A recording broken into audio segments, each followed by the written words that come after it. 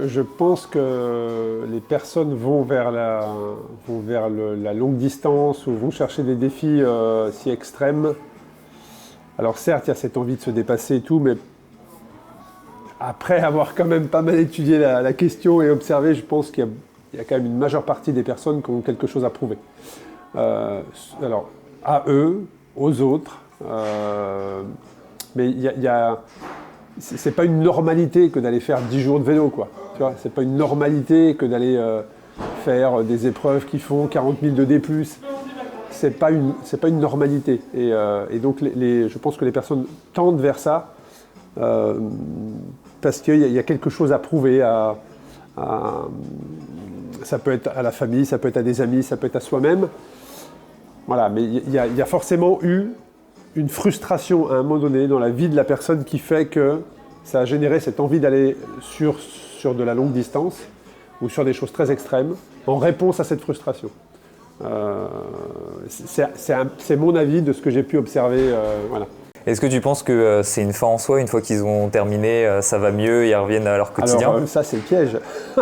Ça c'est le piège, parce qu'une fois que tu as mis le doigt dedans, je dirais, pas forcément fini, tu n'es pas forcément finisher, mais tu as commencé à ressentir des émotions à travers ça. Là, ça peut être la fin d'un chapitre, mais tu ouvres un nouveau chapitre. Tu vois ce que je veux dire? Ouais. Et ça a été mon cas personnel. C'est-à-dire que je pensais que Race Across America allait être un aboutissement, un accomplissement. Je me souviens très bien m'être dit, avoir dit aux personnes de mon entourage, bon allez, je fais Race Across America, et après, je me souviens très bien dit, je reprends une vie normale.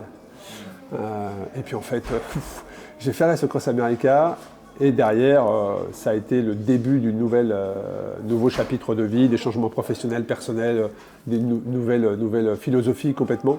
Donc voilà, c'est vrai que généralement, très rares sont les personnes qui ont fait une épreuve et qui se sont arrêtées tout de suite derrière.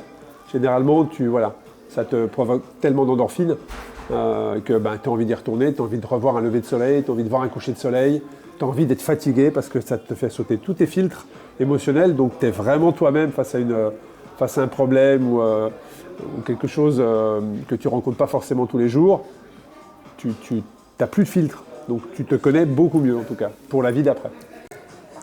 Et tu vois, nous ça se voit, parce que entre guillemets, entre avant l'endurance et après l'endurance, moi je pense que toi aussi, notre vie elle a totalement changé. Mais est-ce que, à travers la Race Across France entre autres, tu vois que même des gens, chacun à leur niveau, ça change quelque chose, rien que par rapport à leur rapport aux autres, leur rapport au monde, leur rapport à leur famille ou quoi que ce soit? Alors en fait, moi ce qui a été ma motivation première à créer Race Across France, il y a 7 ans, enfin 8 ans maintenant, c'est de me dire c'est tellement difficile à décrire ce que tu vis. Quand tu traverses 5000 km, quand tu traverses un continent, tu peux limite presque ne pas arrêter en tout cas d'en parler avec les autres, parce que tu te rends rapidement compte que les personnes à qui t'en parles ne comprennent pas, ne peuvent pas comprendre la difficulté, mais ne peuvent pas comprendre les émotions.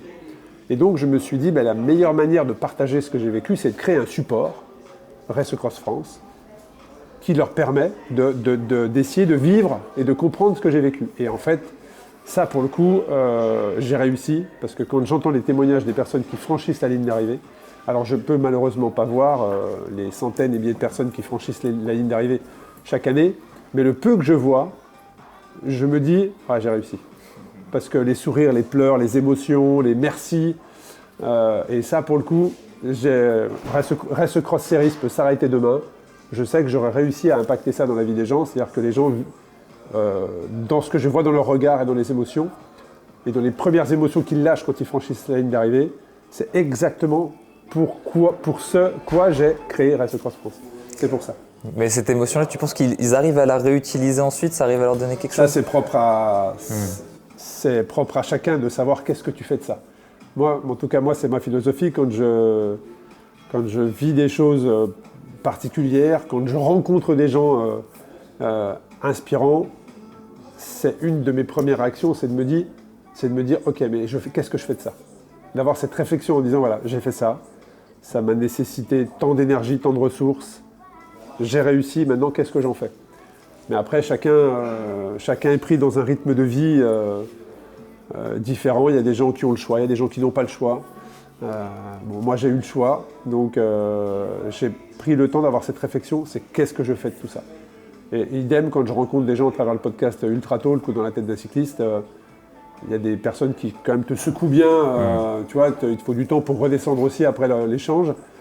Je me dis souvent, ok mec, comment j'utilise ça en fait, tu vois, qu'est-ce que je fais de tout ça pour moi, mais pour les autres. Donc après, j'espère que beaucoup de personnes l'utilisent, je pense que beaucoup de personnes l'utilisent, ne serait-ce que dans la confiance en soi, de se dire, voilà, si j'ai fait ça, franchement, je suis capable de supporter plein de choses et de faire plein de choses. C'est que comparé à tout le reste, en fait, au final, une fois que tu as... Tu sais ce que c'est, hein, c'est que l'ultra te rend humble déjà, et puis après, plutôt que de se projeter sur d'éventuelles problématiques ou quoi que ce soit, avançons, puis si les problèmes arrivent, les gens sauront trouver des solutions. Voilà. Parce qu'au final, sur 24 heures dans mon cas, mais 10 jours, 12 jours ou plus, c'est peut-être ça aussi, c'était confronté à beaucoup de problèmes. Il va falloir trouver des solutions. Chaque jour, chaque demi-journée, il y a un truc qui ne se passe pas comme tu l'avais imaginé. Et heureusement, parce que sinon, ça serait monotone, tu vois. Là, chaque jour, il va se passer un truc. Et tu devras trouver une solution. Et tu trouves la solution. Hein. C'est aussi cet esprit d'entrepreneur, d'entreprendre. Et quand tu fais de l'ultra, ça ne te prend pas qu'une épreuve. Tu vois, cet esprit-là d'entreprendre et d'avoir l'audace d'être au départ, regarde pour ton projet. Il est dans plusieurs mois, mais tu as déjà mis en place des choses pour réussir. Donc ce projet, il ne va pas t'impacter que pendant les 24 heures sur lesquelles tu vas être dans cet effort-là. Il impacte quasiment un an en fait, du quotidien de la personne, et donc c'est un impact sur la famille, et donc ça impacte tout un environnement. Et c'est ça c'est ça que je trouve génial, c'est de pouvoir avoir cette idée. Et moi, quand tu me parles des 7 majors, je pense à Patrick forcément qui l'a créé, qui a eu cette idée-là, et aujourd'hui je pense qu'il est très fier de savoir qu'il y a des gens partout autour de la planète qui connaissent les 7 majeurs et qui se disent moi c'est mon prochain défi. C'est génial. Tu le connais bien ? Ouais, je connais très bien Patrick, bien sûr. Il a longtemps été dans les petits papiers de Race Cross où souvent je lui partageais ma vision, mes projets, ce que je voulais faire. Donc Patrick, il a vu la première Race Cross naître et il a vu l'évolution. Évoluer. Parce que tu vois aussi, un truc que je me dis, c'est le problème comme tu dis, ça prend une année, même parfois ça en prend plusieurs, et puis après, une fois que tu as goûté, tu l'as dit, ça arrive derrière. Et je trouve qu'il y a quand même une ligne hyper fine entre ceux à qui ça apporte énormément de bénéfices et ceux qui en fait se font détruire par ça et sont dans une quête du toujours plus, et en fait n'arrivent pas à retirer le bénéfice et basculent dans... c'est vraiment le côté obscur. Ouais, c'est exactement ce dont je voulais parler, tu fais bien d'introduire. C'est qu'il y a des limites. C'est-à-dire qu'une fois qu'on est dans ce monde-là, il faut faire attention à ne pas basculer, comme tu dis, et je pense que c'est le bon terme, dans le toujours plus loin, toujours plus haut, toujours... Et là, tu vas tomber dans une phase, notamment dans la longue distance, qui nécessite beaucoup de temps, de pratique. Là, tu vas passer dans la désocialisation, où tu vas t'isoler du reste du monde, tu vas être tout seul, tout en pensant être connecté au monde entier avec les réseaux sociaux. Voilà. Mais en fait, tu vas te retrouver tout seul, parce que c'est trop. Tu vois, on en a tous des exemples. On ne va pas les citer, mais c'est trop. On a 2-3 qui disent. Voilà, on a 2-3 qui nous viennent en tête forcément, mais moi je respecte beaucoup. Hein, et d'ailleurs, généralement, c'est très engagé. Mais est-ce que ça a vraiment du sens, en fait ? Est-ce que ça a du sens ? C'est toujours pareil. Pourquoi, en fait ? Tu vois ? Pourquoi ces gens-là font ce qu'ils font ? Est-ce que c'est pour eux ? C'est pour les autres ? Qu'est-ce que ça vient combler ? Voilà, bon, après, moi, je reconnais qu'à un moment donné, le titre personnel, la question aurait pu se poser, c'est est-ce que je vais sur des choses full-time mais après, il y en a beaucoup qui se considèrent comme explorateurs, aventuriers, coureurs professionnels. Je pense que tout ça, il faut relativiser. Voilà, on fait que du vélo, c'est que du sport, en fait. Voilà, c'est que du vélo. Enfin, faut juste, chacun doit y trouver sa place, mais faire attention de ne pas franchir cette limite où en fait tu es tout seul. Voilà. C'est intéressant, ça rejoint parce que du coup je réfléchis pas mal sur ça et parce que en tout cas ma vision en tant qu'amateur, mais peut-être même au niveau professionnel tu pourrais l'étendre, c'est tant que tu arrives dans la dernière étape, le dernier truc à faire en sorte que ça impacte positivement des gens autour de toi, c'est que tu es quelque part dans le vrai. Ouais. Et en fait, comme tu l'as dit, si ces gens sont isolés, quoi qu'ils accumulent, ils n'ont rien à partager parce qu'il n'y a personne qui les entoure. Oui, et puis au bout d'un moment, ça n'inspire plus, ça inquiète même plus l'entourage que ça n'inspire. Parce que, toujours pareil, pourquoi Mais tu peux avoir des phases, il y a quand même des phases de friction où les gens... Oui, alors, mais c'est-à-dire que la dernière étape, ça devient positif. Je vois ce que tu veux dire. Puis même quand tu fais ce genre de projet, il faut que ça soit un deal familial presque. Ou en tout cas avec la personne qui partage ta vie. Il faut qu'elle soit OK avec ça. Sinon, sur ton vélo, tu vas gamberger, tu vas culpabiliser. Et ça, c'est mort en fait. Il y a zéro épanouissement personnel, tu vois, et tu vas rien partager du coup. Donc ça, je pense que quand tu fais du long comme ça, et quand tu t'engages dans ce genre d'aventure, que ce soit Race Cross France, des 7 majeurs, ou d'autres aventures, mais qui sont sur du long et qui nécessitent beaucoup d'entraînement, il faut qu'il y ait un deal.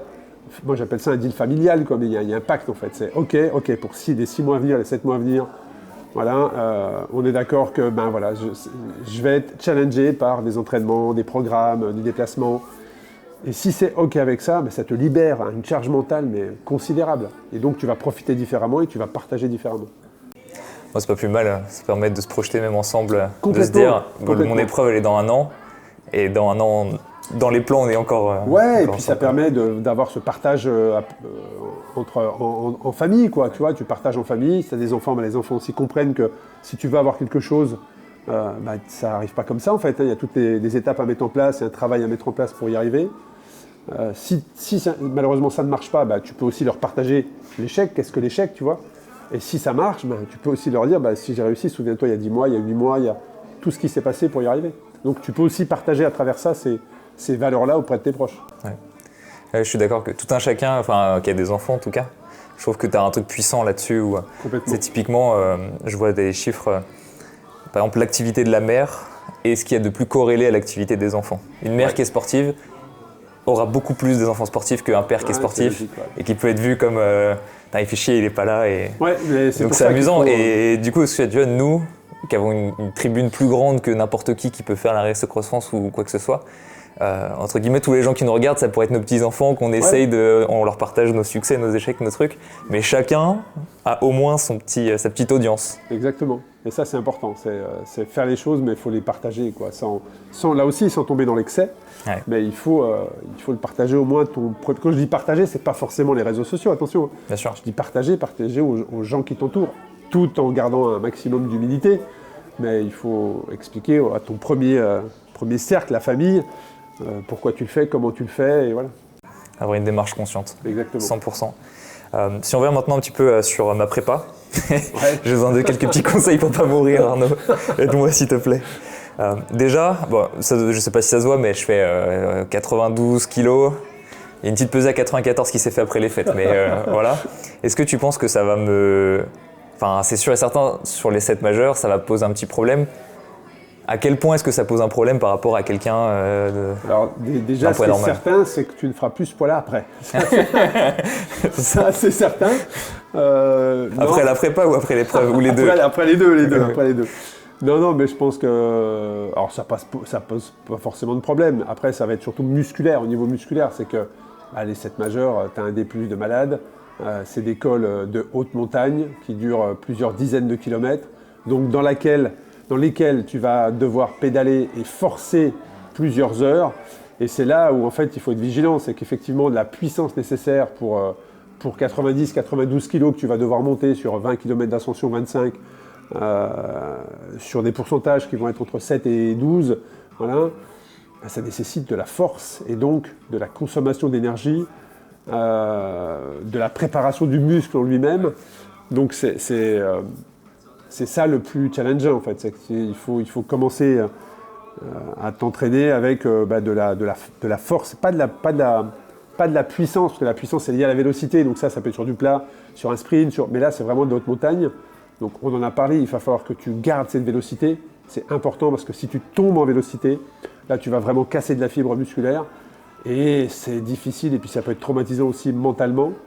Mais il faut avoir le bon ratio au niveau de ton braquet qui te permette d'avoir une cadence qui soit pas forcément sur des cadences de 100 tours minute, mais d'être au moins entre 75 et 85, je dirais. Après, tout dépend de la zone dans laquelle tu es souple. Mais ça, c'est important. Il faut vraiment être souple et ce qui va te permettre d'avoir une inertie plus importante. Et surtout, c'est commencer à habituer tes muscles, ton corps à forcer. Si jamais tu es dans une région où il n'y a pas de col de 15 bornes, ça veut dire c'est faire des sessions avec tout à droite en fait. Ouais. Voilà, sur des grandes lignes droites, tout à droite pour vraiment forcer et commencer à gagner sur de la force pure. Puis après, c'est beaucoup manger, bien manger, mais beaucoup manger parce que tu vas avoir une dépense calorique énorme. Plus que ce que tu fais habituellement, et donc il faut commencer dès maintenant à habituer ton corps à ingurgiter autant de calories, quoi. Moi j'avais une petite réflexion en me disant, tu vois, tout à l'heure tu me parlais des 60, genre faut pas descendre sous 60 RPM, c'est une règle un peu en mode, oui, tu sais que… C'est mon expérience. Ouais, voilà, au moins ça permet empiriquement de se dire quand tu commences à être trop bas c'est pas bon. Si j'ai une réflexion en me disant, à 90 kg c'est juste que le standard en montée est un peu plus haut que quelqu'un de plus léger, et est-ce que avoir… le calcul de se dire, ok, je vais dans une côte à 7%, je vois ce que ça me prend de monter tout à gauche à plus de 60 RPM. Imaginons, je suis à 200, 210, 220, 230 watts. J'espère pas trop plus parce que ça commence à devenir compliqué. Va, et de se dire, en fait, mon standard, c'est ça, il faut que ça soit de l'endurance. Si je suis pas en endurance à 230 watts, ça va être compliqué. Ça veut dire que sinon, il va falloir que tu joues sur ton braquet. Il va falloir que tu joues sur ton braquet pour être dans la zone que tu es. Pour être encore plus lent. Après, j'imagine que tu peux pas être à 5 km/h. Sinon, non, faut pas non plus. Mais en tout cas, c'est comme ça. Si tu connais la zone dans laquelle tu dois être pour être confort, et que si tu fais des tests, quand tu vas t'entraîner, tu vas faire des tests, tu vas te rendre compte qu'avec le braquet que tu as, il va vraiment te falloir forcer beaucoup pour être dedans ou c'est à l'aise. Ça va te permettre de te dire, là, j'ai mon braquet, ou là, ça va être compliqué, il faut ajuster. En fait, je pense qu'il faut que tu partes dans ce projet en étant certain de ton matériel. Il ne faut pas avoir de doute en disant, voilà, ça va être un peu juste, mais ça peut passer. Les 7 majeurs, une fois que tu es parti dedans… Il faut peu de place au doute. Ouais, ça peut passer 2 cols, mais si ça coince au 3e, imagine, et il t'en reste… 4. Voilà. Mentalement, c'est compliqué, quoi. Il faut être sûr de sa selle, il faut être sûr de tout. Il faut être sûr de son matos, sûr de son braquet. En gros, il faut avoir le braquet où tu te dis, si vraiment je suis dans le rouge, je sais qu'avec ce braquet-là, au moins, je peux tu vas avoir ce rythme-là, quoi. Donc, avoir une dent de rab, pour moi, c'est trop juste. Okay. Parce que ça va vite, une dent. Mais il faut vraiment que tu sois à l'aise. Et que cette charge mentale-là, en te disant, j'ai une dent, est-ce que ça… Tu vois, cette charge mentale-là, il faut l'évacuer. Ouais. Parce que la fatigue nerveuse, elle va vite. Ouais, sur des épreuves comme ça, le mental, arriver, c'est pareil, c'est important aussi, mais d'arriver en reposé, tu vois, arriver reposé, ça veut dire que la semaine avant ou 10 jours avant, il faut rajouter un petit peu d'heures, voire des minutes ou des heures dans ton sommeil pour arriver très frais, quoi, le plus frais possible. Mais oui, sur des défis comme ça, c'est difficile, les 7 majeurs, c'est un gros et beau challenge. On va revenir sur ce que je te disais tout à l'heure par rapport aux sorties longues ou quoi que ce soit, par rapport au plan d'entraînement en général. Tu vois, actuellement, je m'entraîne 5 fois par semaine en vélo. J'ai pas prévu de monter à plus. Juste, j'ai prévu de faire des sorties longues de plus en plus longues. Est-ce que, à ton avis, c'est un volume suffisant? Est-ce que tu as des petites recommandations? Alors 5 sorties par semaine, c'est largement suffisant pour être en bonne forme physique. Franchement, après monter à plus, c'est toujours pareil, c'est qu'est-ce que tu y mets dedans. Voilà, tu sais bien ce que c'est que faire 5 sorties ou 7 ou 4, tout dépend comment tu t'entraînes. Mais déjà avec 5, en tout cas, tu as un support qui te permet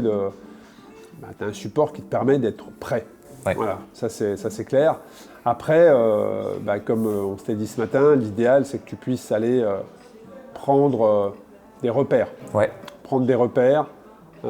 Si tu n'as jamais fait une ascension d'un col de 20 km en haute montagne, c'est important. Il vaut mieux l'avoir fait une fois avant. Ouais, parce que avant ton objectif. Parce que c'est pas le même coup de pédale. Et on en parle comme ça, c'est facile à dire, c'est même difficile à imaginer, mais quand tu roules régulièrement sur plat ou le vallonné, tu peux monter une bosse en force parce que tu sais que ça va durer 4-5 minutes et ça passe. Mais là, on est sur des ascensions qui peuvent durer 2 heures, 3 heures. Et en 3 heures, tu fais le nombre de calories que tu dépenses à l'heure. Et tu vois qu'au bout de 3 heures, ça peut être compliqué si tu n'as pas prévu. Donc voilà, il faut vraiment que tu... juste des sensations. Voilà. Qu'est-ce que ça te fait de faire un col, 2 cols, que ton corps puisse comprendre comment ça fonctionne, le coup de pédale, les relances, le fait de se mettre en danseuse, à quel moment. Ça, c'est important. Donc 5 par semaine, franchement, là, tu es dans des conditions parfaites pour être en forme optimum et réussir ton challenge. Et vis-à-vis des sorties longues, est-ce que tu as une recommandation? La sortie la plus longue d'après toi, elle devrait faire à peu près quelle durée? Et après, une fois que tu as là où tu es aujourd'hui et l'objectif final, tu augmentes progressivement? Je dirais que tu as déjà planifié bien les choses, hein, tu m'as partagé ça, mais je dirais qu'une sortie, moi je pense qu'il y a une sortie en tout cas, là je parle pour ma paroisse, mais il y a une sortie qui me fait régulièrement du bien quand je la fais, c'est une sortie très longue on va dire, donc c'est vraiment de faire une journée complète sur le vélo. Tu pars à 6h du mat, 5-6h du mat, donc tu fais le lever du soleil et tu roules jusqu'au coucher du soleil. Voilà. Donc le rythme ne sera pas un rythme très élevé. C'est un peu ce qu'on appelle les sorties brûle-graisse, hein. C'est-à-dire que tu vas être dans la zone où tu vas aller chercher ta filière non pas de sucre mais de graisse pour te donner du carburant. Et c'est la clé dans le long hein, d'ailleurs, hein. C'est qu'il faut réussir à activer rapidement cette filière de graisse et non pas celle de sucre. Où là, ta glycémie, ça peut être compliqué, mais d'aller activer cette filière de graisse qui va te servir d'énergie. Et puis c'est là que tu vas te rendre compte que ta position, finalement, au bout de 6-7 heures, elle n'est peut-être pas la bonne, donc tu vas ajuster tes réglages. Et puis derrière, ça va te débloquer un tas de choses physiologiquement. Mais voilà, je pense que mettre une sortie, je dirais, 1 mois ou 1 mois et demi, comme ça derrière, tu peux faire tes ajustements. Et puis ça va te donner confiance aussi. 1 mois et demi avant ton objectif, c'est bien cette fameuse sortie très très longue. Et puis après, oui, si tu peux faire... enchaîner un dénivelé important, là aussi c'est l'idéal. Ok, ouais, donc toi tu es vraiment, tu passes 12-15 heures sur le vélo quoi, si possible. Ouais, je pense que déjà 12 heures. Parce que j'imagine que tu parles pas du lever de soleil à la fin aujourd'hui en hiver. Non, bien sûr. Où ça se lève à 10, ça se couche à 16. Je pense au mois de juin, au mois de juillet. Mais... ouais, déjà 12 heures, c'est déjà 12 heures sur le vélo, bon, tu vas faire du trajet. Ça donne au moins un petit cadre. Ouais, puis ça va donner confiance. Parce qu'au départ, on se dit, 12 heures, c'est long, quoi, c'est dur, ça doit être dur. Mais après, c'est comme je dis souvent, hein, et moi je le vois beaucoup et je te l'ai partagé ce matin, c'est qu'est-ce qui fait aujourd'hui que les personnes abandonnent sur une épreuve d'ultra-distance ou ne vont pas au bout de leur projet. C'est pas la distance en elle-même. Aujourd'hui, tout le monde est capable de faire un 300, un 500, un 1000. J'en suis convaincu. Mais c'est la vitesse à laquelle ils veulent le parcourir. Et un 300 km, si tu pars comme si tu faisais un 80 km, ouais, ça va être compliqué pour 95% des gens. Par contre, si tu pars en dessous de ta vitesse classique, mais juste en restant en zone 2, sans monter les bosses à bloc et au contraire en mettant tout à gauche, aujourd'hui tout le monde est capable de rouler 12 heures sur son vélo, quoi. Là-dessus, j'ai pas de souci. Mais par contre, ça donne confiance. Et puis c'est un luxe aujourd'hui d'avoir ce temps-là, de pouvoir le faire dans un cadre d'une préparation comme la tienne, quoi. Là, tu as ajouté un petit truc assez intéressant comme les gens, là, j'en profite parce qu'il va y avoir un petit podcast un peu caché. Mais par exemple, tu parles de zone 2 sur des sorties très longues. Tu as des gens qui vont dire « je comprends pas, ma moyenne, elle est en zone 2, etc. » En effet, si pendant la descente, tu pédales pas et tu montes à fond, en fait, tu respectes pas ce que tu disais de tu vas consommer beaucoup de glucides, tu vas monter très haut en puissance. Ça va être compliqué de faire du très long dans ce cas-là, quoi. Non, de toute façon, le très long... faut lisser. Il faut lisser. Et après, si on parle purement d'expérience, à ce moment-là, j'invite tout le monde à prendre son vélo et à partir à bloc. Voilà, tu prends ton vélo à 5h du mat et tu pars à bloc. Et puis tu vas voir jusqu'où ça t'emmène. Ça, c'est une bonne expérience. Moi, j'ai des connaissances qui l'ont fait pour voir jusqu'où ils étaient capables d'aller. Ils ont pris leur vélo, ils sont partis comme s'ils partaient pour une sortie de 40-50 km ou 70-80, mais dans un rythme vraiment, engagé. Au bout d'un moment, tu verras que ça passe pas, quoi. Il y a un moment donné où ça va, voilà. Il faut juste réussir à la limite savoir à quel moment ça arrive. Et puis derrière, tu vas comprendre que même si la bosse, au bout de 80 bornes, 120 bornes, t'es bien, t'es vraiment bien, t'as des super sensations. Moi, à chaque fois, c'est ce que je conseille quand on est dans un faux plat ou dans une bosse où l'on se dit wow, j'ai des super jambes, quoi. Au contraire, c'est pas d'enlever une dent, mais c'est d'en rajouter. Donc de remonter son braquet en disant voilà, attends, il me reste encore des heures et des heures. Voilà, je garde de l'énergie. Puisque dans le long, tout se paye. Dans le long, tout se paye. Les moments d'euphorie, les moments où tu sens que tu es bien et que justement tu fais tomber les dents et que tu te dis, voilà, le col là, dans une demi-heure, il est terminé, et tu forces un peu, là, tu le payes à un moment donné. Est-ce que tu aurais... Non, c'est quoi les conseils généraux que tu pourrais donner à quelqu'un qui fait qui veut se mettre à l'ultra-distance, qui va faire son premier ultra? Alors ultra, vélo un peu plus long que la norme, 24 heures, voire plus. Ouais, voilà, c'est ça. C'est quoi les conseils que tu peux donner toi le plus souvent, plus tu es en contact avec beaucoup d'athlètes qui s'y mettent, j'imagine. C'est quoi les trucs que tu te dis le plus souvent? Alors, ce que je préconiserais, c'est de trouver la position l'équilibre entre le confort et la performance sur son vélo, mais non pas que performance, c'est-à-dire d'avoir un drop énorme entre la selle et le guidon, parce que ça fait très compète. Non, aujourd'hui, dans la longue distance, le confort fait la performance. Donc ça veut dire trouver le bon équilibre entre je suis confortable sur mon vélo, ce qui va me permettre d'avoir moins de douleur et d'aller plus loin. Donc c'est ça. Et ensuite, c'est d'accepter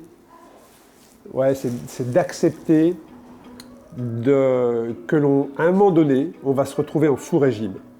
C'est-à-dire, c'est d'accepter de rouler lentement, d'accepter de pas être tout le temps hyper concentré, hyper motivé, parce que comme c'est long, à un moment donné, la concentration va chuter. Et là, les messages négatifs vont arriver. Et c'est de préparer mentalement à ça. C'est continuer à avancer, même si c'est pas à 40 à l'heure, mais être conscient qu'il va falloir être patient à un moment donné. Ça, c'est le deuxième conseil. Et le troisième type que je pourrais partager, c'est que le corps se recharge. Okay. C'est que le corps humain se relance. Et que si à un moment donné, moi, ce que j'appelle être face au mur, c'est qu'à un moment donné, tout s'arrête. Voilà. Il n'y a plus d'énergie, il n'y a plus de messages positifs, la concentration n'est plus là, on a envie d'arrêter parce que le corps ne répond plus. Et il faut peut-être s'arrêter quelques minutes. Mais à un moment donné, le corps va se relancer. Donc ça peut durer pour certains 1 heure, pour d'autres ça peut durer 3 heures, où on est vraiment dans le creux de la vague. Mais c'est ça qui est magique dans le long, c'est qu'une fois qu'on a compris ça, on sait que le prochain coup de moins bien, ça durera le temps que ça durera, mais le corps va repartir. Et le corps se régénère et tu retrouves de l'énergie et ça repart. Donc c'est la magie du long, c'est que le corps humain est capable de choses incroyables. Okay, beaucoup de gens qui peuvent abandonner peut-être dans ces parties-là, alors qu'en fait il suffisait juste d'endurer un peu plus longtemps. Il faut juste accepter, et alors ça c'est intéressant aussi, c'est qu'il faut souvent l'aide extérieure. Il faut souvent de l'aide de personnes qui sachent nous parler pour resetter ces messages négatifs. Ouais. Ok. Je pense que j'ai fait le tour des questions que je voulais te poser. Ouais, est-ce que je pense que tu as fait le tour, tu n'as pas un petit dernier conseil que tu pourrais me donner pendant ma préparation? Le dernier conseil, je pense que respecte le plan que tu m'as partagé, parce qu'aujourd'hui, de ce que j'ai pu voir, tu as mis toutes les conditions en place pour atteindre ton challenge. Donc à partir de là, et puis, si jamais le plan A ne se déroule pas comme tu l'avais prévu, commence à anticiper un plan B. Voilà, et c'est aussi ça dans l'ultra-distance. Tu as des fois des choses qui vont arriver, mais qui peuvent être d'ordre juste météorologique, qui ne se passent pas comme prévu. Il faut toujours anticiper ce que tu n'avais pas imaginé, mais en tout cas là, de ce que tu m'as partagé, c'est vraiment dans la bonne direction. Et puis après, tu vas probablement te découvrir, tu vas probablement découvrir d'autres univers que tu n'avais pas imaginés. Et c'est ça qui est génial dans la longue distance, c'est que les choses ne se passent pas forcément comme on l'avait imaginé, mais on s'adapte, on trouve des solutions, et puis après, c'est de la découverte. Puis la première sera forcément moins bien que la seconde, quoi qu'il arrive. Oui, et puis c'est juste, voilà, c'est que du positif, c'est une aventure, une expérience. Voilà, c'est de l'outdoor, on est à l'extérieur, on a la chance de pouvoir faire du vélo.